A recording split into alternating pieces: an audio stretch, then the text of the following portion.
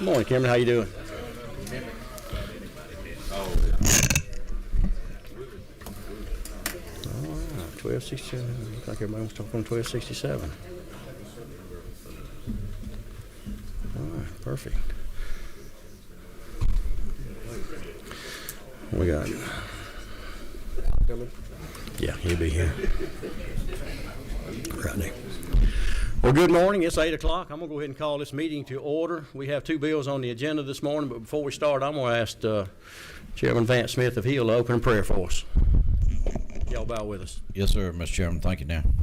Lord, we do thank you for another gorgeous day. Every day is a good day. And you know each heart in this room, whether on the committee or in the audience, and you know the needs of everybody. Sometimes we need you as a great physician, and people that are sick back home, we ask you to take care of them, be with our families, and be with this meeting, that we do things that are pleasing to your sight. In Jesus' name, amen.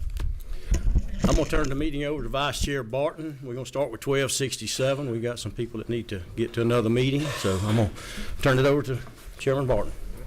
Thank you.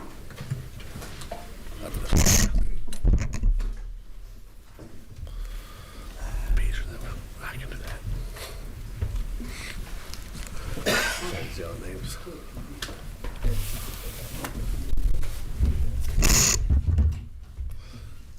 All right, Mr. Chairman. Let's get everything out of here.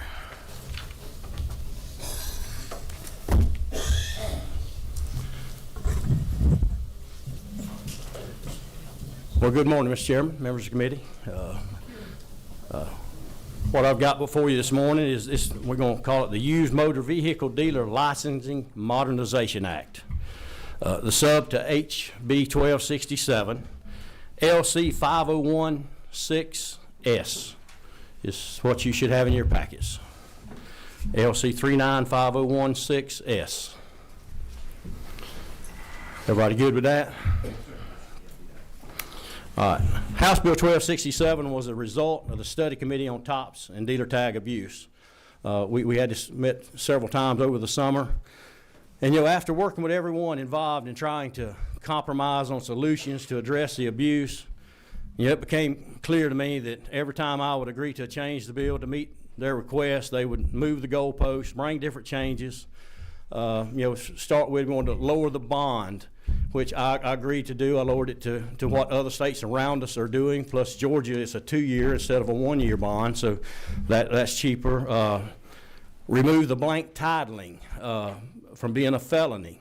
I started out, it was a felony, and then I changed it. Well, if you've been convicted of misdemeanor of doing blank titling one time, then the second time it'd be a felony. That still wouldn't work, so I've removed that completely from the bill, from being a felony. Kept moving the goalpost. The failure to provide proof that they had insurance. If they called to cancel insurance, if they didn't provide proof of reinstatement or either new insurance, then they were required, and we changed it to 10 business days at a request of Dewey McLean. 10 business days, which is in the present bill as well. But anyway, they wanted to change it from terminate their license to suspend. So we did that. We agreed to do that. Then the makeup of the board. We talk about, well, they went from a 10-man board, a 10-person board, not a 10-person board.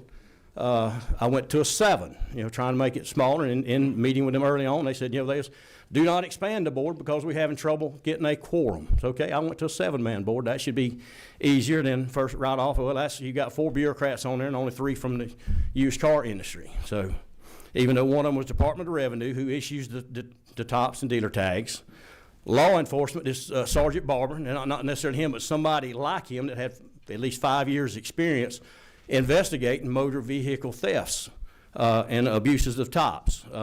AG's office, somebody with Consumer Protection Division, and then insurance department on there where they can, the insurance, if they're dropping that, let them know how that works. So I thought we had a good mix, but that didn't work, so I expanded it 4 and 4. And then they come out, well, you could have a tie. Well, we had a 10-man board. Last time I did math, you could have a tie. So anyway, we worked on that. And then the common complaint that we get on just about everything, well, this only applies to used cars, not franchise dealers. You know, it reminded me of the Wizard of Oz. If you remember the wizard behind the curtain, he said, don't pay any attention to the man over here behind the curtain. Look over here. Even though the data shows where the abuse is taking place, right here, just on the front page, the printout I got from Department of Revenue, I have 3 independent dealers sold 6,000 tops, 3 cars to go with those 6,000 tops. Here's the abuse, and that's what the study committee was about, trying to get to this abuse. I mean, they're not even trying to hide the abuse. It's right here in plain sight. But anyway, to address the issue of new car dealers, I'd like to ask my good friend Lehman Franklin, Representative Franklin, to come up and just talk about some of the requirements that they have to adhere to that used car don't. If we want to compare apples to apples, I'd ask him if he would come to the table and tell us some of the stuff that they have to do.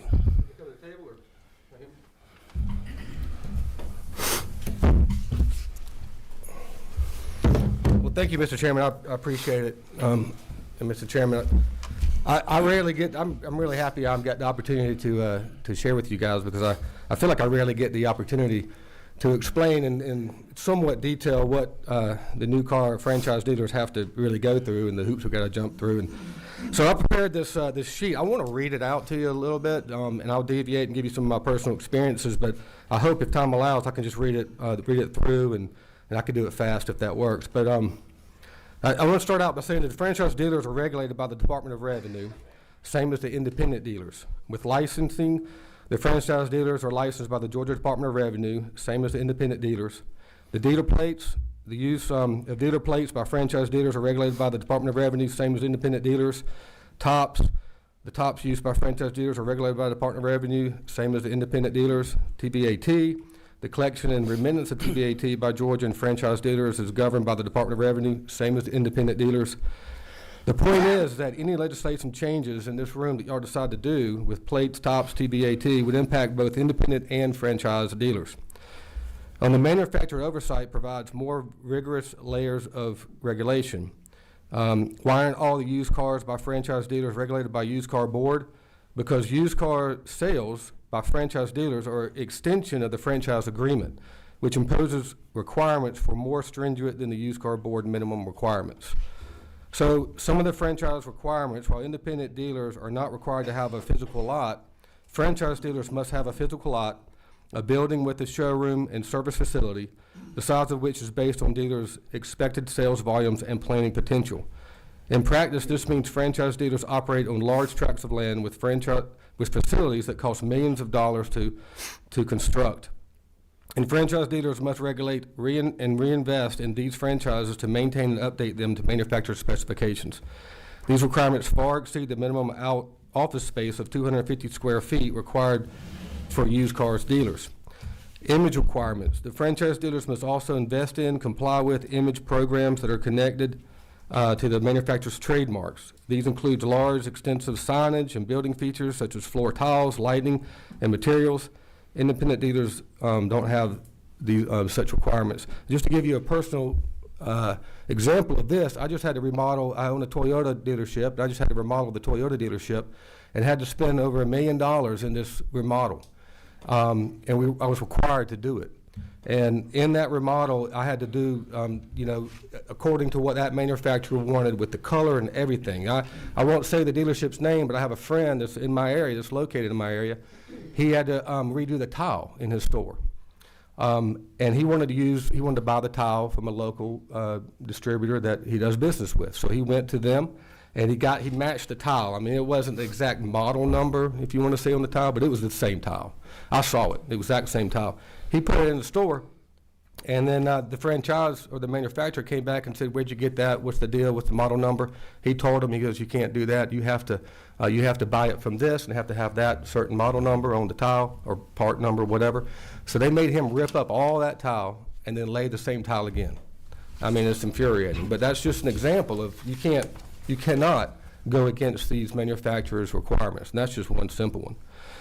Capital requirements. Franchise dealers must specify net working capital requirements that can reach into millions of dollars. This is the same as the bond, basically, that we're required to have this capital on hand.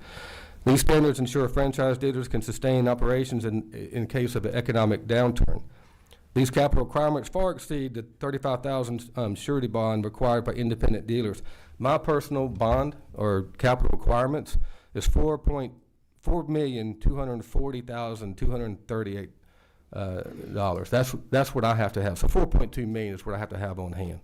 I have to have that in case of economic downturn. It's far more than 35,000. Mandatory tools, equipment, and training. Franchise dealers must purchase specified tools, diagnostic equipment to ensure that technicians perform safety repairs at an industry-leading standard. Franchise dealers also must train their employees on how to sell and service new models. These requirements and investments are ongoing. Independent dealers have no such requirements beyond basic conducting of education. I personally, in my store, have spent over $800,000 of required training, equipment, materials, lifts, just to be in requirement to sell an EV vehicle, a new EV vehicle. I couldn't sell one unless I did this investment. The lifts are higher. You have to have a certain training for the technicians to discard of the waste and the batteries and all, and the equipment we have is really strenuous. Insurance requirements. The state mandated insurance for used cars dealers is low. I understand it's $50,000, $100,000, and $25,000 in liability and property damage coverage. For franchise dealers, manufacturers typically require general liability coverage with much more higher limits. Franchise dealers must also carry specialized coverage such as garage keepers liability, protecting customers' cars in service, for example, and open lot coverage, protecting from hail, fire, theft, none of which are mandatory for independent dealers. So my umbrella for my dealership, my store, used to be $30 million. It's $10 million now. My garage keepers have to pay $143,000 in a year for the garage keepers. The garage keepers, if you don't know, it's a list of a bunch of different items that cover it. For example, that would cover about $250,000 per car that I have. I don't rarely sell, if ever, sold a car for $250,000, but I have to have coverage for that. That just gives you an example. E&O insurance had to cover that. We also have to have cyber cover just in case we have a breach in our database. That costs me $56,000 a year. That's mandatory that I have to have it in case somebody comes in and hacks my database.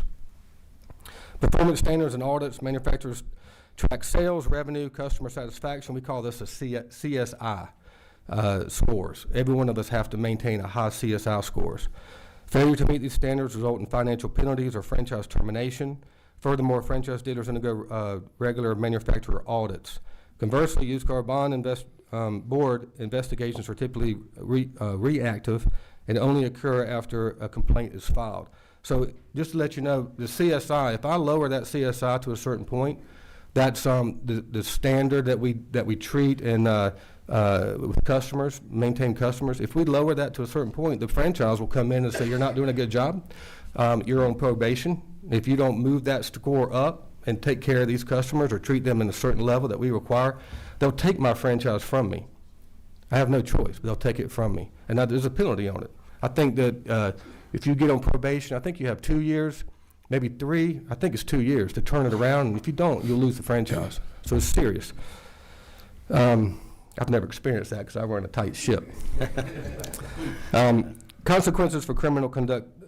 Consequences. Most franchise agreements allow for immediate termination if a dealer is convicted of a felony or business-related crime, such as the TOPS fraud that we see here. Georgia's franchise law explicitly permits termination for a good cause. The point here is franchise dealers are heavily scrutinized by these manufacturers. The private sector requirements are far more demanding than a minimum standard set by the used car board, requiring all franchise dealers to be double regulated by the board for their on-site operations would be redundant, as they are already held to a much higher standard in accountability. Also, I just want to point out that if we sell used cars, that we're keeping under that requirement. If some dealers have a separate used car lot apart from their new car franchise, and if we do that, then that lot is under the authority of the used car board and under that scrutiny there. So we're doubled scrutinized. I just want to read here to make sure that I'm not forgetting anything. Under current law, franchise dealers are only exempt from the used car board's license if the used car operation is wholly owned and controlled by a franchise entity and located at the same county as the franchise.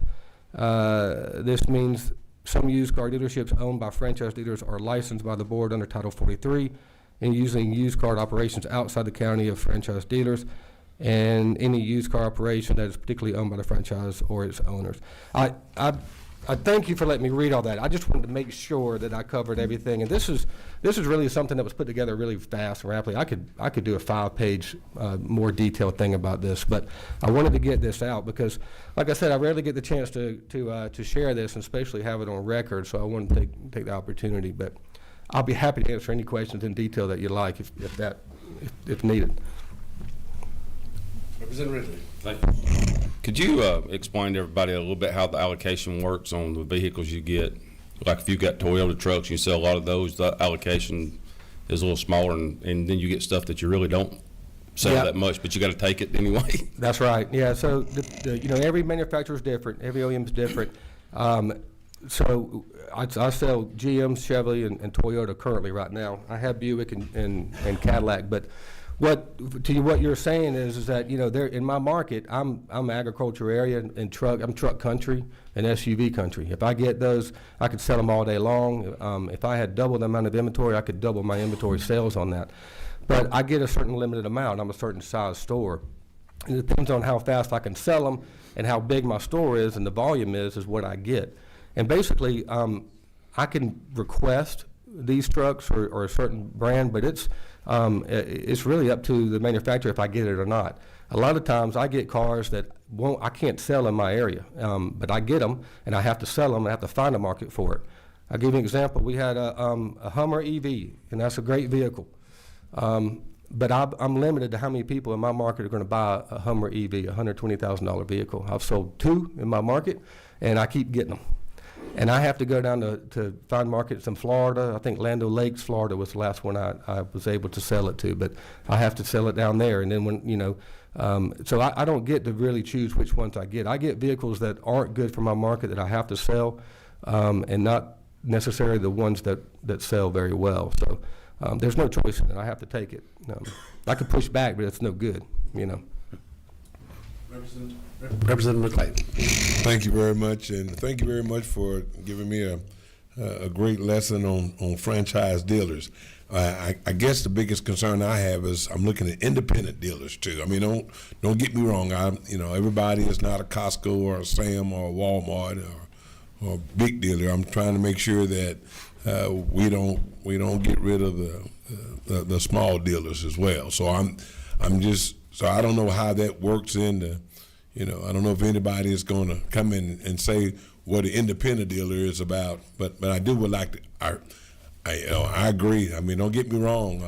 I love what you're doing, and that's what corporate does. Corporate makes sure that the color is correct, the tile is correct, and everything is correct. But these independent small and mom and pop stores, what I'm partially making sure that everybody is treated fairly. Mm-hmm. And I think that's the intent of the bill, and I think that's what we've done. I don't think anything in the original bill, if you was doing everything legit above board, it didn't affect you at all. But with the changes I agreed to make, I've taken everything out of this bill, and I'll get into that if there's no further questions for Chairman Franklin. Do you have a question for me, or? No, I just wanted to know what I was going to ask about the vehicle, but that's okay. I can help you out flying on that one, that's for sure. Representative Smith. Thanks. All right. Mr. Chairman, how long have you been working on this?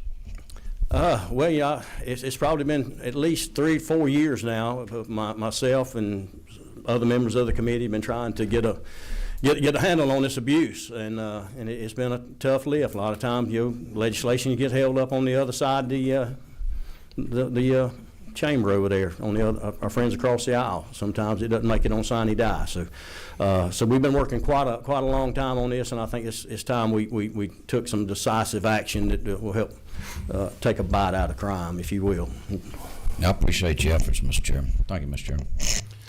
All right, I will get into what we're doing with this new sub, this bill, what we're doing. Section 1, this basically deals with the fines, the penalties, list the felonies. Nobody had issues with, as far as if you're counterfeiting plates or revalidation decals, that's a felony. If you're messing with the odometer, that's a felony. And if you're falsifying the title, you're putting false information on the title, that's a felony. The blank titling, that's no longer in there. Everybody had a heartburn on that. Somebody might accidentally leave that out and inadvertently didn't want to be charged with a felony, so that was taken out. So basically, Section 1 of the bill, that's what we're doing. Stuff that's in there, nobody had issue with, so that's what we went back with. Section 2 of the bill is the major part of the bill, and if you remember in committee, one of the questions I asked the Secretary of State's office, how often do you go around and do investigations? Just show up and the answer, if you remember, said we don't. They don't have the personnel. Only time they investigate is when they get a complaint, and then they don't have the data, the information they need to do the investigation. The Department of Revenue, they issue the tops and the dealer tags, and they have the tax information, all that, which is confidential information.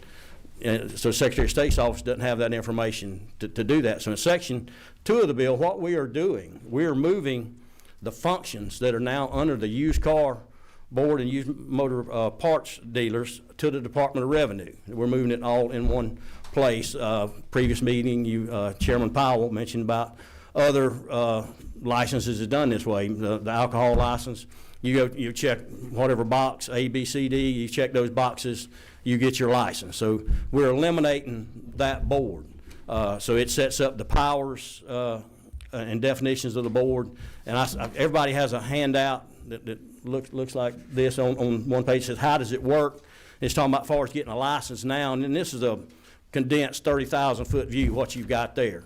As far as you got to have your established place of business, permanent sign, telephone, training courses, certificate of registration, the bond, public liability, and all the stuff. And it's not all the stuff, but that's just a 30,000-foot view.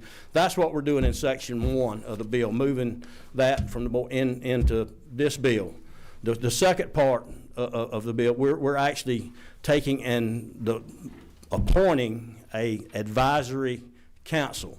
And there's 5 members appointed by the governor, and their responsibility, and to be a member of that, you have to be a person that is eligible for a license under the current licensing. So it would be 5 people from the industry will be that advisory council.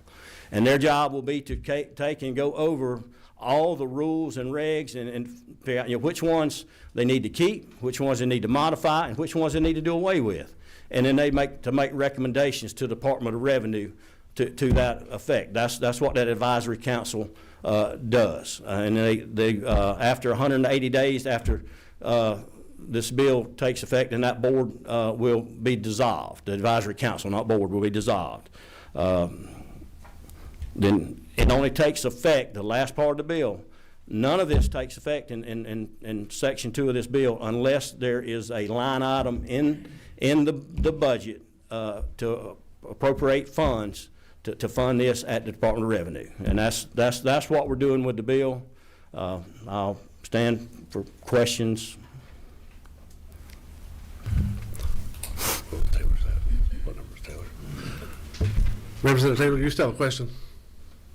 You still have a question? Thank you. Mr. Chairman, I'm reading the definition of an established place of business. Now, how does that impact in the requirements in the definition of it? Right. The e-commerce. So e-commerce is electronic.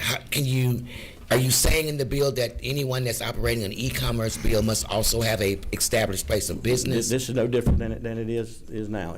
We're not changing anything in current law. If they're operating, how they operate now, we're not changing that. Even though the definition includes they must have a sign and... You still got to have a sign. They have signs now at those established places. They still got to have an office. That's what I'm asking. So they do have to have a physical office. You've got to have the office, the sign, the telephone, file cabinet. Those requirements are still there. That hadn't changed. Okay, thank you. Representative Alexander. Thank you, Mr. Chairman. Mr. Chairman, I was wondering if we could hear from DOR, because I know that they're going to require more staff. I understand you said it would be a line item. In the Yeah, budget. and they're here, and they've got an estimate. I can provide to that, and if they can provide as well what that will require. And like I say, if there's not funding, if it doesn't get appropriated, this doesn't take effect. Okay. Thank you, Mr. Chairman. All right, we can go to, we have some people who are speaking on the bill, and, You're good. Appreciate it. are we good? Thank you. All right. Matt, I'm gonna mess your last name up. Barty? Beaudry. Chairman Corbett? Whichever one you prefer. I won't buy it. Thank you, Chairman. I want to thank you guys for this. I know it's a lot of work, and we represent the e-commerce, as you guys know. And I heard, Mr. Lehman here speaking about his big business. We're small business. I personally, this week, sold 2 cars and 1 motorcycle. And I do this for extra cash, of course, because my wife likes to go on cruises and stuff, right?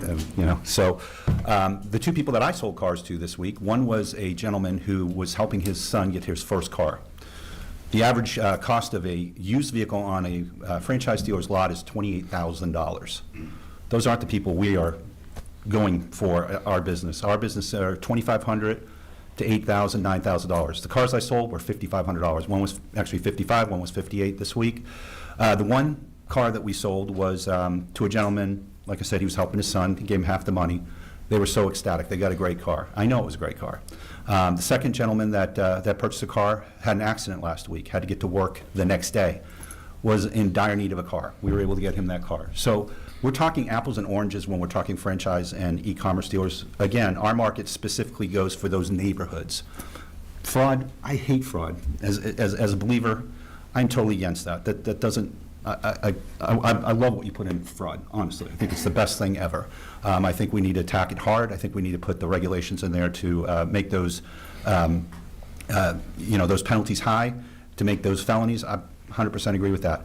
The only thing that I'm concerned about when it comes to this, and thank you for everything you did with motorcycles and all the other things, the only thing that concerns me is the fact that if we, number one, the cost of moving it over, and he's already talked about that, but the second thing is that now it sets up a rules base where they could come, where the basically the Department of Revenue could come in and say, okay, it's a 250 square foot rule, and now we have to legally battle that, and it makes it tough. If there was something in there that sets it up where it's a legislative, where there, because again, fraud doesn't occur through square footage. It occurs through bad apples. And yes, let's get rid of the bad apples, let's do all that kind of stuff, but let's not affect a small business being able to get off the ground and start. That's really what we're asking for. I didn't tell everybody, we're going to try to keep these comments down to a minute. Yep. But we do have a question. Who do we have? Okay. Oh, Chairman Prince. Thank you, Mr. Chairman. Thank you for your testimony. And my question is to you, based on what I just heard you say, so what is your issue with? Well, the biggest issue is just ensuring that we don't make this a barrier to entry by moving it over to the Department of Revenue, where now they set the rules on square footage, tops, all that kind of stuff, and it basically eliminates our model of the e-commerce dealer trying to operate from an office, a smaller business. Okay, thank you. And what I think I heard you say is, in my words, not yours, but, that we're afraid that the Department of Revenue may change the standard that you... Correct, because they would have the power to do that. And thus you would then have to, could be within your what you have now, but could be that you have to change something around. Correct. Okay. And, Yes, sir. But right now, and Mr. Chairman, you correct me if I'm wrong, that authority does not lie with them. It still lies with the Secretary of State, with the possibility in this bill of it being transferred to. Chairman Prince, as far as the square footage requirement, Yes. that's an existing law. That's nothing in this bill. That 250 will take effect with or without this bill. So regardless of who's in charge, Regardless of who's in charge, that 250 that's is 250. current law. I'm not doing anything with that in this bill. Thank you. That's what my clarity. One other thing, that square footage was defined by the board this year to include breakways, hallways, restrooms, et cetera. So it's fine the way it sits. I'm just saying if it was to be changed, that could affect it down the road. And it would affect 4,000 dealers. Representative Ridley. Or, you want Alan? You answered my, I was just gonna say that's already in the law right now. And I mean, with all due respect, I think what you're really saying is, by the current stuff, because we don't have anybody coming and checking and stuff, you kind of get away with it. But now when we put it under them, then it's going to be pretty strictly guided. I don't have a problem with strict guidance. I just have I want to make sure that we're not basing an industry and trying to squeeze an industry because we don't like what they do, or the fact that they're, again, the square footage issue, and I'm just saying this, please, I know it's time, I'm ready to go. The 250 square foot is not solving anything, because people that are doing the bad things, they're going to go find a 250 square foot office, if there's one available. I can tell you, because, I'm heavily involved in this, zoning around Atlanta, if you live in the Atlanta area, you can't find the space. You can't find used car space. You can't find lots. They don't exist. So you're basically pigeonholing an industry. I don't think we're pigeonholing. I think we got a problem and we're trying to fix it. I agree. And I think we've worked with y'all pretty diligently. Mm-hmm. And as Chairman Corbett said, every time we got to one spot, y'all want something else and something else and something else. And we've got to fix something. That's what our job is. And to Chairman Corbett's thing, I think it's been about 6 years we've been working on this on and off. Been a long time. I mean, it's got to the point that the governor's office has got involved in helping with us because we do have so much problem going on. I understand your business model, and I respect that, but I mean, we've got a problem with it we've got to fix, and sometimes you got to start with nails and work your way up. So, I mean, that's kind of what we're having to do right now. And again, I don't disagree with any of the fraud things that we're looking at doing. I think it's wonderful. I really do. I wholly support that. We want the bad actors out as bad as everybody else. Chairman Powell. Thank you, Mr. Beaudry. I'm sitting here and I'm listening, and I've watched all of the discourse that's been going on during this session on this, and I want to thank Chairman Corbett for his work on this. As Representative Ridley said, we've been working on this thing, been viewing this thing for several years. And, I'm somewhat of a dinosaur. I've been a product of this committee for 36 years. Mm-hmm. I was a used car dealer once upon a time. And we saw a lot of things, and things have evolved so much in our society today. Yes, but there's one thing that I've always kept in mind, and that's that a used car, a car of any sort, is probably the second biggest investment that people make. And there needs to be a channel so that these people know what they're dealing with. Now, and all of this that came up, and I think a lot of the legitimate e-commerce, mm-hmm. and I presume you're a legitimate e-commerce person. Technology is probably a wonderful thing, but it's given more rise to fraud than anything. Mm-hmm. We heard testimony during the study committee hearings this past summer about, and I think there's, Chairman Corbett, how many, the escalation of used car licenses has gone to how many? All total, about 7,500, and about 4,300 of those are e-dealers. So the old traditional used car dealers that had the lot, had the office, and those type of things. And out of these 4,300, I'm trying to remember the numbers, but very few of them had even sold cars. But were they eligible for tops? We had a guy that came in and testified that was the landlord for one of these companies, and he wheeled a hand truck full of tops in, and the tops were only part of the problem that we were dealing with. But that's part of the issues that I think we're dealing with, and that's about the legitimacy of the industry itself. By no means am I criticizing someone like yourself that's doing a legitimate business. We saw videos about the consumer issues. We had a lady who went from Peter to Paul that bought her daughter's car, had been odometer readings that had been rolled back, fraudulent sales. And that's what we're trying to get to in this. You talk about the real estate prices. Does that seem to be the biggest impediment? Well, it's the way it is here in the Metro Atlanta area. Everything has to be zoned. As you know, I'm very familiar with this. So the zoning for these people, in order to get it, and it's all coded to fire marshals and how much occupancy can be, et cetera. The 250 square foot offices don't exist, and so therefore you're putting something on somebody that they can't physically meet it, and again, if you look at it, the people that are committing fraud, they can find a bigger office somehow, and they'll pay the 15, or if you're making $50,000 a month on tops, you're not putting the bad actors out of commission. You're putting the guys that are driving Ubers and trying to make a living to make their house payment next month. Those are the people that we're affecting. Do we want to get rid of the bad actors? I don't allow anybody from out of state to rent any offices in my buildings, period. You can come check them. We don't do that. But we got to look and put the blame where the blame belongs. And you're right, it's the second largest purchase that these people have, but some of them don't have $25,000. They don't have $5,000. They live paycheck to paycheck, month to month, and they're just hoping to get a car that's going to satisfy them so they can get to work tomorrow, like the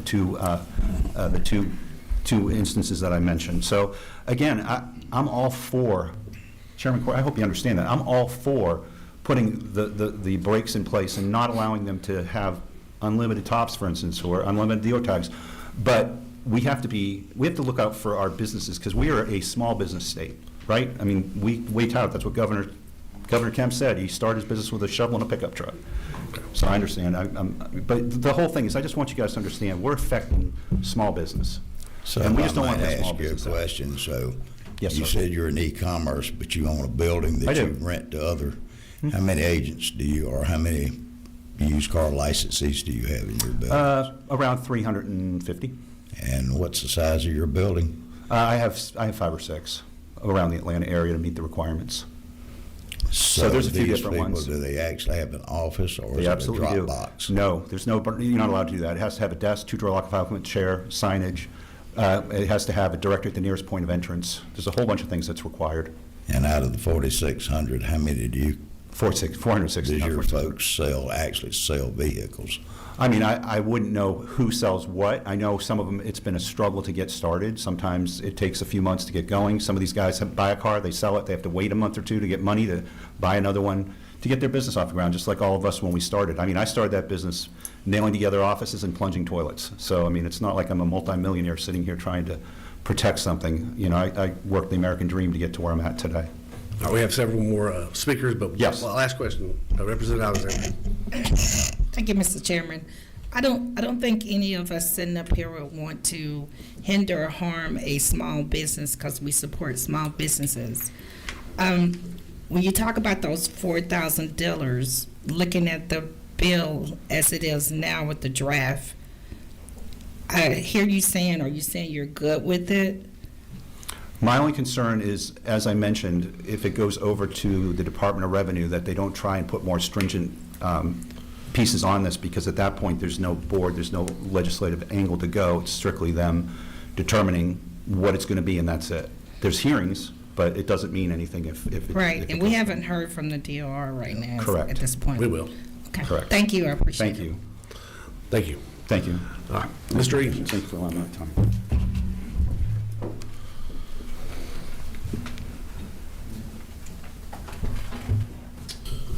Thank you, Mr. Chairman. My name is Brent Edens. I'm a property manager that leases e-commerce dealers in Woodstock, and I'm a GCOTA board member. I have a 3-minute statement I'd like to read, if you'll allow it. Okay. I'm here in regards to remarks Representative Powell made in committee 2 weeks ago on February 20th. He proposed eliminating the used board, motor vehicle board, under the Secretary of State and moving all dealer licensing to the Department of Revenue. In his justification, he stated, I'm quoting, "One of the guys told me that when they changed the rules about lot requirements in office space, that they were told that they had to do it by the Attorney General's office. And I made some inquiries. Well, that's not exactly so, is what I was told," unquote. Those remarks imply that the board falsely used the AG's office as cover for the 250 square foot rule that the board set up. And on that basis, he asked the committee, I quote, "Why do we need a board?" Well, here's the problem with the argument. HB 630, which this committee just approved last year in 2025, newly added code section 4347.6. It gave the board explicit power and duty, quote, "to set the minimum size requirement and standards of an established place of business," unquote. That line of code, it's not ambiguous and was only the only line purposefully added to that section. When the board implemented rules for an established place of business, it exercised authority to interpret the written code. Whether the AG directed it, advised on it, or had nothing to do with it is not relevant. The board didn't need the AG's permission. This committee gave the board that discretion. So, just to recap, the committee gave the authority to the board to set the standard. The board used that authority. It doesn't sound that Rep. Powell likes the outcome, and his solution is to abolish the board for exercising the authority granted it to them. Now they say that perception is relative. They say perception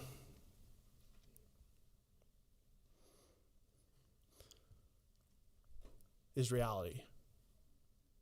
And from the outside looking in, that doesn't look like streamlining, it looks more like retribution. HB 551 is working and reducing fraud. Moving all oversight to the Department of Revenue is the equivalent of a hammer looking for a nail. I respectfully ask the committee to recognize e-commerce dealers as the legitimate businesses they are and give HB 551 time to have its effect on the crooks. If fraud is knowingly transpiring in the ranks of the e-commerce dealers, GCATA is dedicated to bringing that to light to both the board and this committee. Thank you. Any questions? Okay. Nope. Chairman Powell.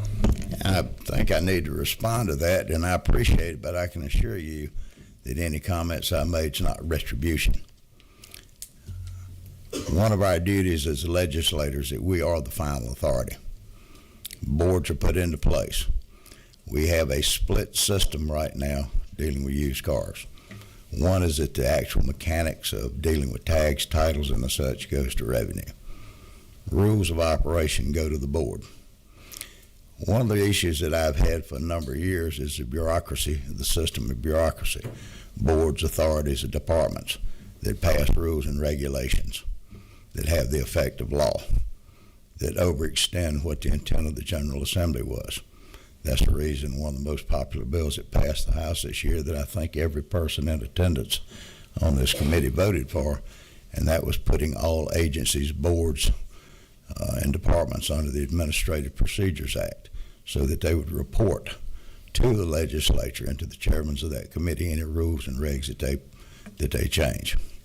Now, further on your comments, the fact that we have two agencies, the Secretary of State's agency that through where the boards are held and the revenue that handles the other, we've got two systems here, and it needs to be under one. It could either all be under revenue or it could all be under Secretary of State's office. But since the obvious is that you have tags, titles, and all of those, then the obvious place would be the Revenue Department. And that's quite frankly where it came to. Further, I would like to make a comment on the real estate part of this. You know, this is a business. The folks that are in the business, and it seems to me that all the money and influence has been put up as far as for the e-commerce has all been at the behest of the insurance or to the real estate personnel. If you're going to be in the business, be in the business. That's my personal view. If you're going to be dealing with the consumers, if you're going to be dealing with the state on these other issues, then you need to have an office. Nothing was probably no truer than some of the videos that we saw about the consumers that had to search everywhere and had to get the press involved to find out who was actually responsible. There needs to be an office so that service can be performed, not on a Dropbox or not anything else. Now, I'm not condemning all of the e-commerce folks. I guess they're getting started. But as far as the real estate, if the city of Atlanta or Fulton County, if they don't have locations, then you have to go to where there's a location, and then they're going to lose that revenue at that point. And that's quite frankly how it looks. The board itself, I've dealt with boards in my role at Regulated Industries. I don't condemn most of these boards, but the reality is, in this industry, if this is successful and it goes to revenue, then there will be a criteria that's already been established for the biggest part by the board that you do X, Y, Z, and then you have a license. And then the rest of it is quite simply regulatory by the rules and regs on tags and the titles. There's so many things in here that need to be dealt with. During all of these hearings that we had, and apparently a lot of people have forgot when they talked about tops and they talked about dealer plates and they talked about the counterfeiting of tags that goes on. Nobody's blaming the e-commerce or any other used car dealer. But what we're doing is trying to put some guardrails onto this so that it is a legitimate industry again. At the worst of times, used car dealers have been equated to lawyers and politicians. And that is the truth, which isn't exactly fair to the legitimate used car dealers. Those are the folks that are out there that have put their time, they put their investment, they put their expertise into place to sell these products to the public. But there needs to be guardrails. We heard all of the testimony about the public safety issues from the law enforcement officer from whatever that squad was that deals with fraud and such as that. But we do know that the committee that heard all that information was how the tops got completely out of hand. That it became like selling option tickets. And that has been somewhat tempered down, and I think they've got a lot more to go. So I'm not sure that the used car folks have been maybe more stirred up, because it's not going to change. Legitimate used car dealers are going to continue to be legitimate. Their final recourse is to come back to where it should always be. If there's changes that need to be made to the Revenue Department, if this happens, then that's going to be every member on this committee and every member of the General Assembly to put in legislation to change that. This is about stopping the fraud.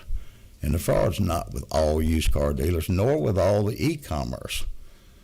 But the e-commerce has certainly led some questions to all of this when you have 4,300 of them, and just a very few of them are actually car dealers. I mean, the whole shtick of this industry is that we've got people who are running dealer plates on vehicles. You get a license, you're an e-commerce dealer, whether you sell one or none or 10 or more. You get dealer plates. People run dealer. They've always been notorious about running dealer plates on family cars. That's avoiding the TAVT tax. I talked to a gentleman who's deeply involved in the regulatory system. He told me just not over an hour ago that he suspects that there's probably over $100 million a year that's been escaped by TAVT taxes, by people running dealer plates and things like that. That's not what we're in the business up here to do. We're in the business as the legislature to try to fix problems and to create a pathway.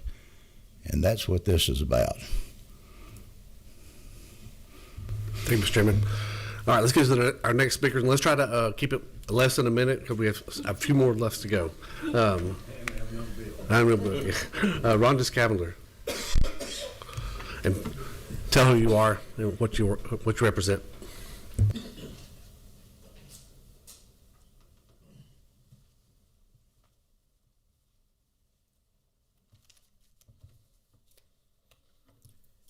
I'm Rhonda Cavender. I own Cavender Auto Sales. We're located in Gainesville, Georgia. We've got approximately 25 employees, and this year marks our 30th year in business. And I'm a member of the Georgia Independent Dealers Association. Let me start by saying I appreciate the opportunity to speak today regarding Bill 1267.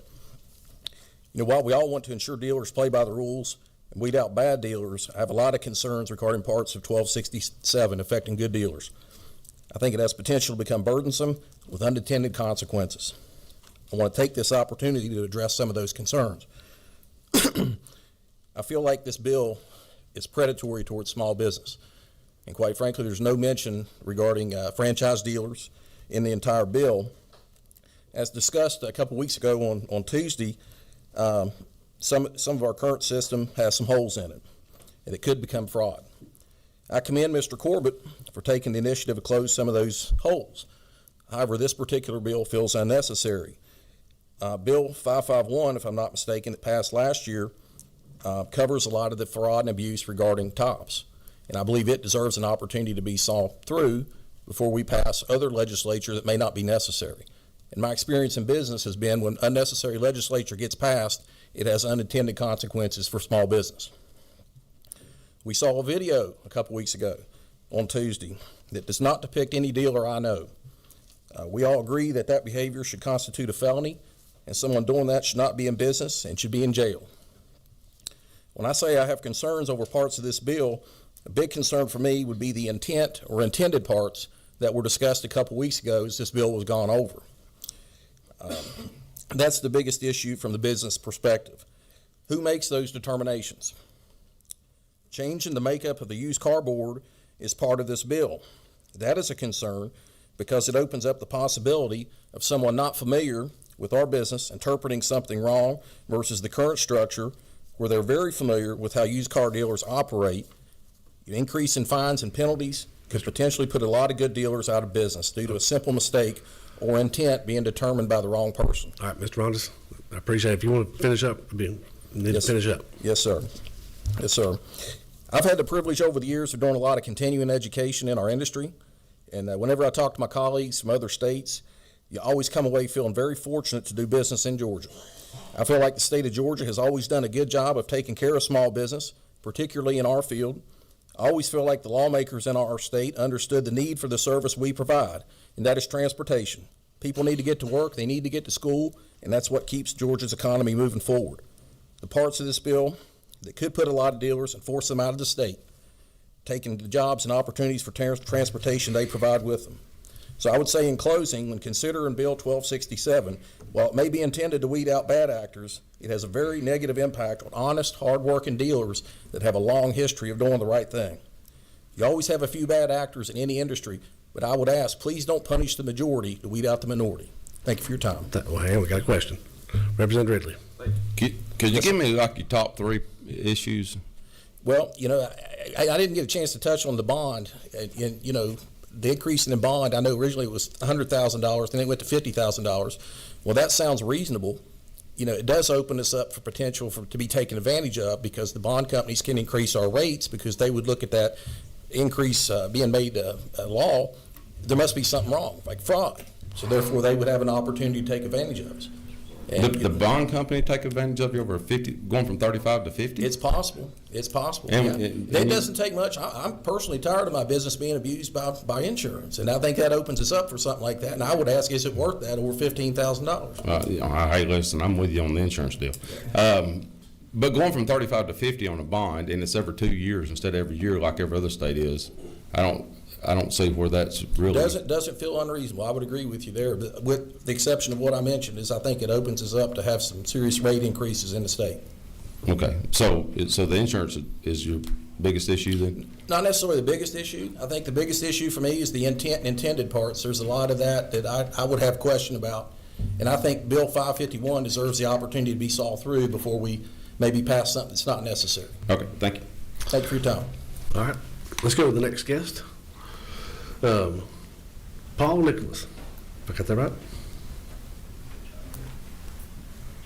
Here he comes. And let's try not to repeat the same stuff, if you know. Yeah, I won't be as professional because I'm breaking this apart, and we spent 15 minutes learning about a franchise dealer, but I will let you know I was in the franchise world 12 years, independent dealer for the last 12 years, and I was an e-commerce dealer before. And it was because of the regulations I had to be an e-commerce dealer first because of how hard it is to get in. So if you have a family member that wants to get into the used car business, it's already hard. And the biggest thing I wanted you to know, because you might not know, the laws that are in place, how many officers do you think we have in place to help enforce those? 50 in the whole state? Last number I heard, 3. So it's not a law problem, it's an enforcement issue. He said there's 3 dealers out of 7,000 that have had this TOPS fraud? No, time out. That was just 3 on the front page. Okay. There's multiple. Okay, so let's say it's 500 out of 7,000. We have 3 officers to go after those. So we want those dealers gone. And what I think is great about the way the TOPS are now, you know who the bad dealers are because it's affordable for them to be able to do it that way. If we make it unaffordable, our TOPS are printed on paper. It's got a sticker on the back. That could be duplicated by a graphic artist in 5 minutes. Now you have no record of them. They're still printing off TOPS. So it's an enforcement issue, not a laws issue. I've got a ton more. I'm not going to go into that. My biggest thing is I wanted you to know it's an enforcement issue, ladies and gentlemen. It's not laws. All right, thank you, sir. So I do have a question. Number 2. Chairman Prince. The enforcement piece. Would it, with DOR having, I would say, more resources, for lack of better words, than the Secretary of State to enforce this, would that? I believe so. Okay. And if you want my opinion, the DOR may be the best move. Honestly, I don't know. And I would enjoy exploring that, but we've not had time. But you still think that 551 needs to sort of flush out before we start doing anything else? 100%. Thank you. All right, let's go to the next speaker. Thank you, sir. Thank you. Mr. Greason. And tell who you represent, and he may not be here. Thank you. Thank you. Mr. Jones. And tell who you are. Good morning. As many of you know, I'm Chris Jones. I'm with the Secretary of State's office. I'm also the Executive Director of the Used Motor Vehicle Dealer Board. I'm just going to be as brief as I can be. The agency's position on this bill is a neutral position, but there is some concern with the 2-year implementation period with regards of that will, some guardrails would be down during that time to the implementation period, and there's a chance for more fraud to come in during that 2 years. Now, as I said, I'm also the executive director of the board, as many of you know, and I'm just going to defend the board here as far as my staff is concerned.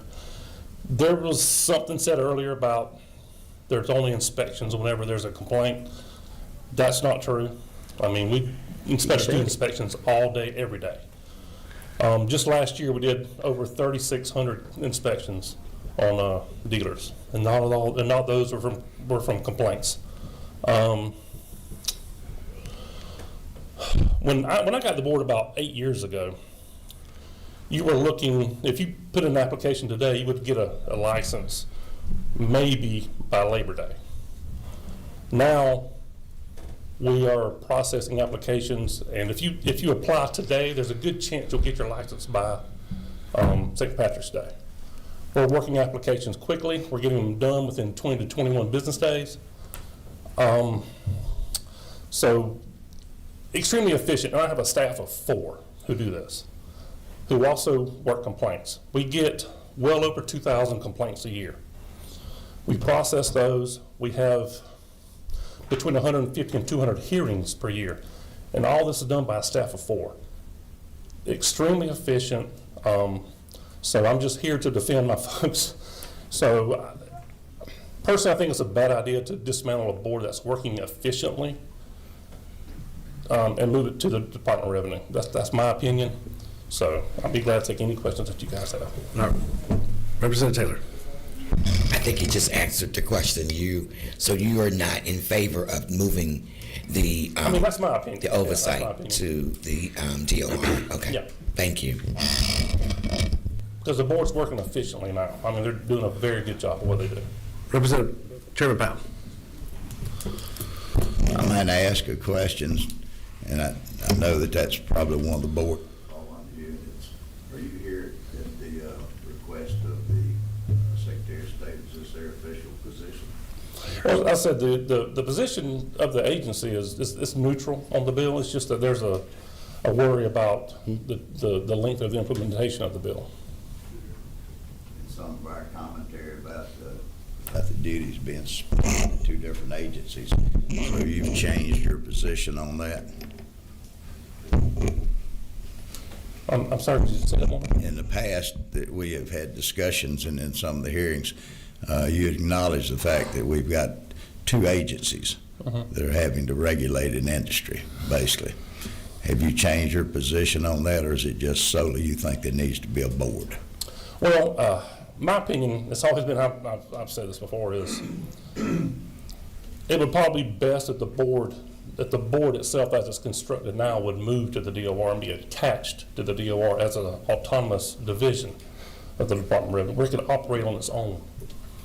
So you're saying that the board needs to remain intact, but just move that board over to the Revenue Department? Because, as I said, the staff and the board's functioning like it's supposed to. It's extremely efficient. I would say for a government agency or a little minor agency, it's extremely efficient for what it does. One more question then. You're intricately involved in whenever the board meets and have their discussions. When I keep hearing reference about 551, and 551, if I'm not sure, that's one that set a 250-foot minimum for an office space to be a verifiable business. Do you know that, has there been any discussion on that board about the 250-foot, that maybe they won't include the lobby spaces and the corridors and common spaces, so it's not necessarily the office amount? There's been quite a bit of discussion regarding that, and it's, the board implemented a policy to count that, because we were hoping to get some clarification in statute this year as far as how that 250 will be counted. So is that for clarification, or is that to circumvent the will of the General Assembly? No, it wasn't to circumvent the will, no. I mean, I think the legislation was very clear when it was passed last year that we wanted to see an office area so that somebody could be served, that they had legitimacy. But then to come back in and the board to say, well, let's see if we can include common space of these offices or the lobby space, which brings it all back down in a lot of cases to basically a desk and a chair or even a mailbox at some point. So that's the issue that I'm talking about. Thank you. Okay. Oh, thank you. How many inspections did you say y'all did last year? 3,657. Okay, I thought you said 36,000 to start with. 3,600. Oh, 3,600, okay. I was fixing to say, now how many people y'all have? That's where I was going with that. And you said something earlier. I don't remember now what it was, but that's where I was going. I was like, how in the world are they doing that many? All right, thank you. Sure. All right. Thanks, sir. That's it. And our last speaker will be from the Department of Revenue.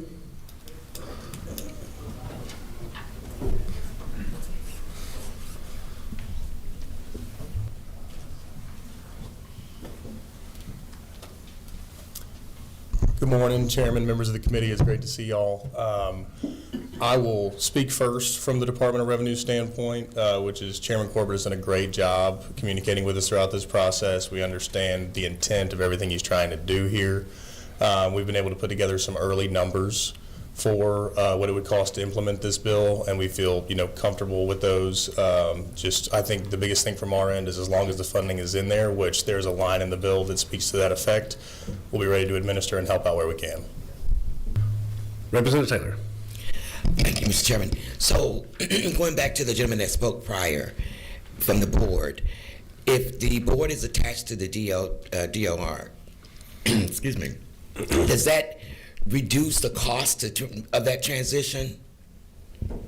I don't think there would be any reduction of cost for that transition. So you all would still, the Department of Revenue would still have to hire staff, create a department for that, and then the board would just be attached to that, based on his suggestion. What you're saying, so based off the gentleman from Secretary of State's suggestion? Yes. So, I mean, the effectiveness of how we implement that board, I mean, it is obviously up for discussion, but the cost estimates that we have provided are really for personnel strictly focused for the Department of Revenue stance. Right. Thank you. Representative Alexander. Thank you, Mr. Chairman. What about the your system? Can your system, is the Secretary of State system and the DRR system the same for data to transfer over?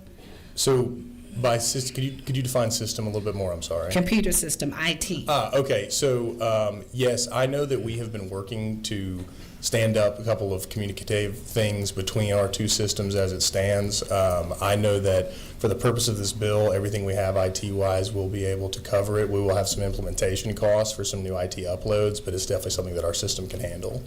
Okay, another question. And so the board, since the board is attached to the SO, to the Secretary of State's office, what are your feelings about that as it relates to the board coming on board with the DOR? I'm just curious, because right now they're not. They're detached. They're with SOS. Correct. No, we appreciate our partnership where it is currently with the Secretary of State's office. We also know, we feel very confident in ourselves and everything that we do, and know that, you know, taking on this toll was not something that'll be easy, but it's something that we can definitely do.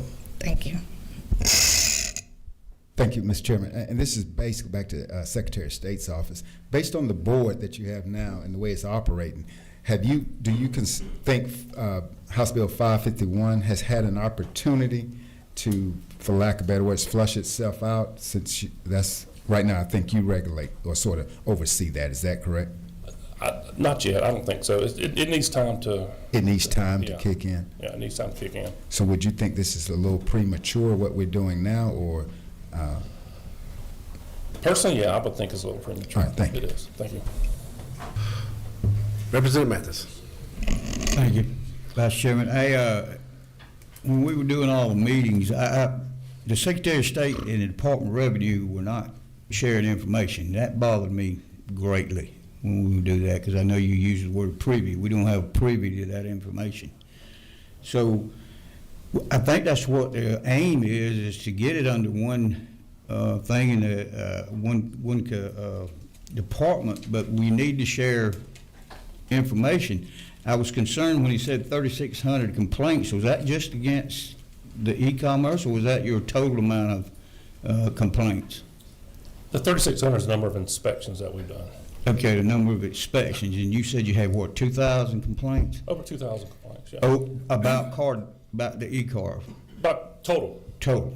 Okay, Total. But yeah, you know, we talked about we need to have more inspectors that knew more about the business. I understand that completely, but I still think that what this board this committee has tried to do is to come to a consensus that one agency controls, and the one that controls the money is usually how that works. I don't know exactly how we're going to get everybody satisfied with everything that we do. But I want to try to, because I respect these business people. I have a new outlook on the E-Trade, talking to some of these folks. But it seems to me that it's been vetted pretty good. But I just think that we need to stay under Department of Revenue. The board issue, I just don't know. I'm going to have to think about that one just a little bit. But I appreciate y'all, but I just want to make sure that the Department of Revenue and Secretary of State are working together. Yeah, we're 100%, a lot better than we did during our meetings. Okay. We're working on something right now, as they were saying. Sir.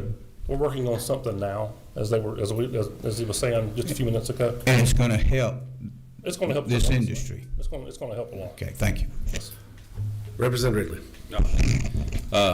If y'all remember, whenever we took this task on, the whole issue is the Department of Revenue, the tags, the titles, the VIN numbers, all that stuff are under them, and the Secretary of State cannot see any of that thing. So the only thing really being housed under the Secretary of State was the license part of it, and the board part of it was, as Representative Franklin said, with the new cars, it's all under the DOR already. So we're just copying what it is now and putting everything under one roof, where there's no crossing up of, I need this, but I can't get it because the DOR's got it. So everything's under one roof in one place. And to go back to the other part of it, some of the complaints will go under the Secretary of State's office, but then if it's another type of complaint, then it has to go over to the to the Department of Revenue's side of it. So that's another reason to kind of move everything under one, where everybody's in one spot, and that way nobody can be pointing fingers back and forth when we have an issue. So I just tell y'all to keep that in mind. That's the whole reason we started this down this road. Two last questions. Representative Taylor. Thank you, Mr. Chairman. My concern is making sure that the small businesses are not left out of this picture. Excuse me. So maintaining the current board and sending it over to the DOR, is that sufficient to give those e-commerce to those small business owners? Is that the protection that we're looking for? I'm asking, do you think that's sufficient? You're asking me? All of you all. Well, I think by doing this, it makes the, where they can do the investigation, it streamlines that, but it also streamlines the licensing process. You check it like they do the alcohol license now. You check, A, B, C, D boxes, application, you get your license.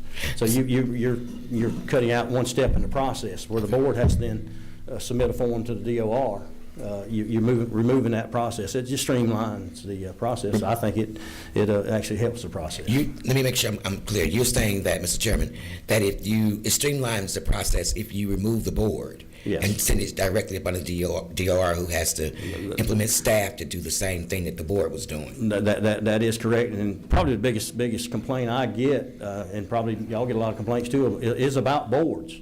I get several complaints a month about different boards having trouble either renewing license or issuing new license, and you have to make a call to get that done. Well, this streamlines that process. And if they still have issues, they want to say, well, who do we go to if we don't have a board? You do just like those constituents are doing right now. They come to us, and then we make that call on their behalf. If they have a process, can't get satisfaction from making a call to everywhere that's housed, then they call us. No different than it is now. So and I'm sorry, Mr. Chairman, so in the instance of where the businesses are being, the board, the DOR is going to be changing the rules of the game, which is what their concern is. What happens? Where's the protection for those? Is that what you're just saying? I think they're looking for a problem for every solution is what they're doing. Oh, so you don't have any concerns with changing the rules and no. This advisory council will make recommendations. Gotcha. To them. That's the purpose of that council, to make recommendations to the DOR, what's working and what's not. Gotcha. Okay. Last question, Representative. Thank you, Chairman. So the bill is for clarity, the bill's moving the board to the DOR or eliminating it. It will abolish. It's creating an advisory council. It's for 180 days. From time it is funding. Now, if they want to make a recommendation that they think they need to make that permanent, then they can, and we can come back next year and address that. Or they can make it permanent, did you say? I said no, not in the bill. They can come back next year and make that recommendation. If they think that they serve a useful purpose and we need them to continue, then we can introduce a bill next year to do that. Because it doesn't take effect till there's funding in the budget. There's no funding in the budget. So you're looking at next year before that would happen, and that would kick into 180 days, which puts you in the middle of 27.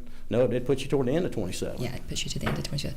And do we have, the DOR did say that they were prepared for a fiscal note, but do you know what that's going to cost? The estimate they've got right now is like $5.7 million to do that. And you heard the speaker earlier say that the issue they have now, they only got 3 inspectors or whatever to do all these boards. They're not just inspecting used car dealers or new car dealers. They're at funeral homes and hairdressers and physical therapists and occupational therapists. They're doing it all. So that's why it's critical that we get the funding to do this. And if you remember yesterday, we passed a bill in here that will save almost $5 million. So that cost is almost covered. I've got an estimate right here where Texas estimated the abuse on these tags was costing them $200 million. They've got 11,000 used car dealers. We've got about 7,500. So we're probably about 3/4 of that $200 million that it's costing Georgia with this abuse. So if I may, one more question.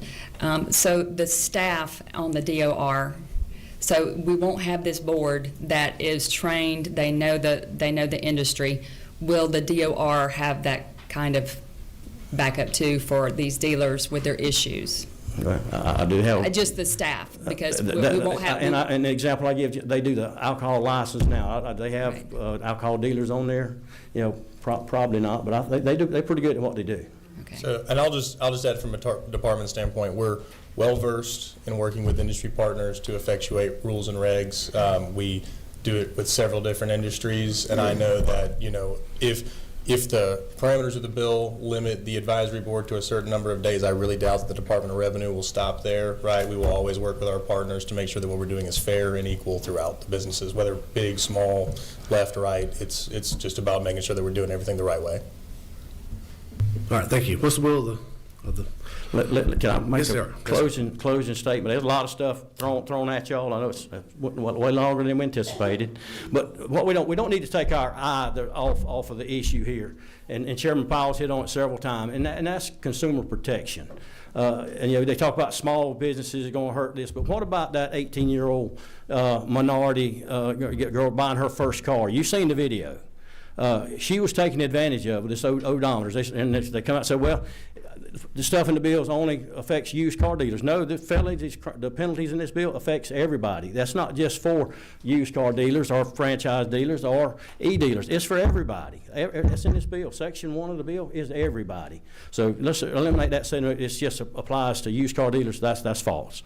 You know, Mr. Jones, with the Secretary of State's office, I would advise everybody go back and look at the video from the study committee we had right here, I believe in this room. I asked him the question directly. I know it's been 8 or 10 months, so we forget stuff over, but go back and look at the video. Point blank ask, how often do you do investigations? We don't unless we get a complaint. That's on video. I challenge everybody to go back and look at it. You ain't got to believe me, look at the video. Anyway, let's don't take our eye off the prize. And when I started this meetings we had 4, 5, 6 years ago, I was told about a single mother of 3 went and spent her last $18,000 on a used car just to come find out. She went to get it titled. It had a false VIN on it. It was stolen title. They confiscated that car. She lost her $18,000. It's about protecting that single mother of 3. That's what this bill is about, to try to help those people. So let's don't take our eye off of that. So I'd ask for the committee's favorable consideration. All right. What's the will of the committee? Make a motion to do that. Got it first? Got a second? First and a second. All those in favor say aye. Aye. All those against? Aye. Well, let's raise hands. All those in favor say aye. Raise your hands. You want to count? 1, 2, 3. I can vote too. I'm on the committee. 4. And then I'll raise my hand too. And all those against? 6-6. What is it? Motion fails. Sorry, Mr. Chairman. Thank y'all. We do have another bill.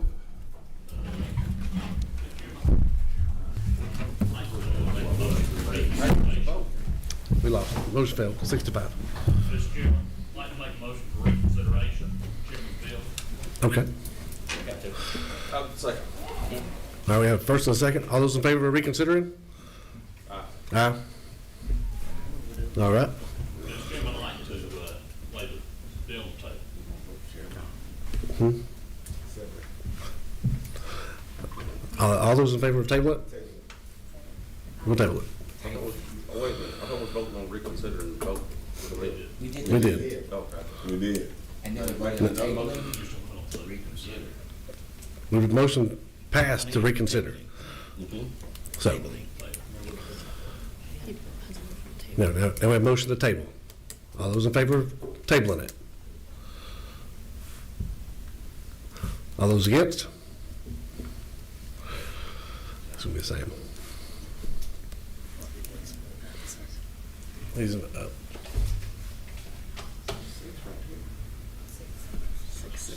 6-6. I don't know the rule. Motion fails the table. Okay. Okay. Motion failed to table.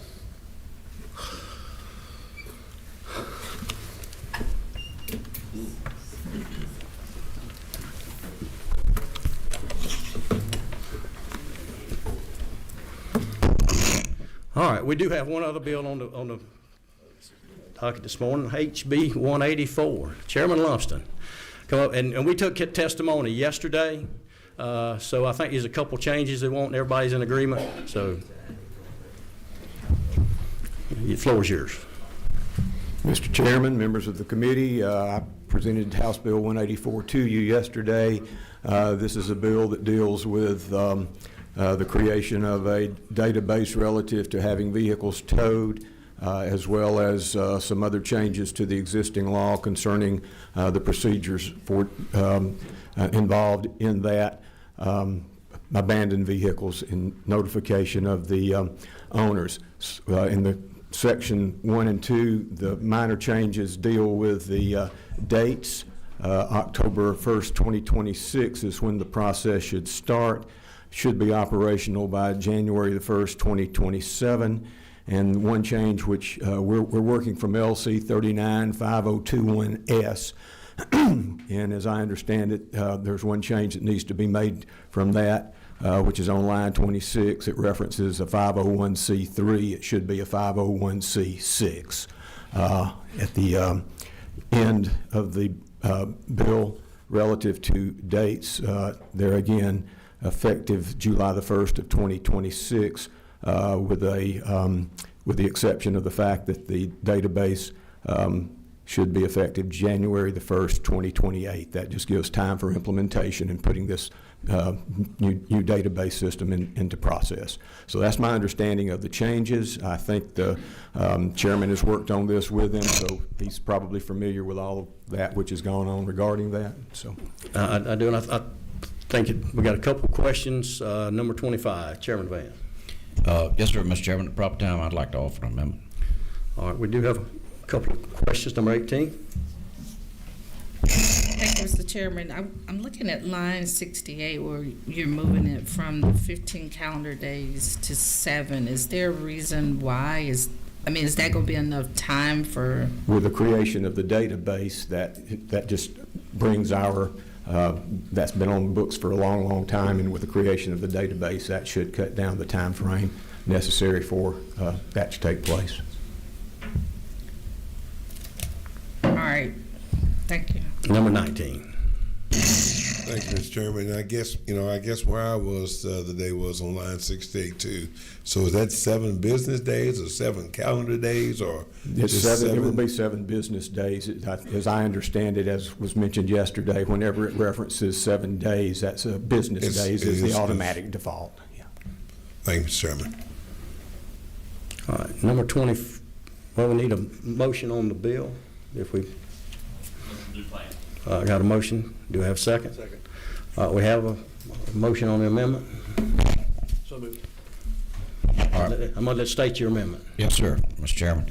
On line 25, after the word number, add and license plate number.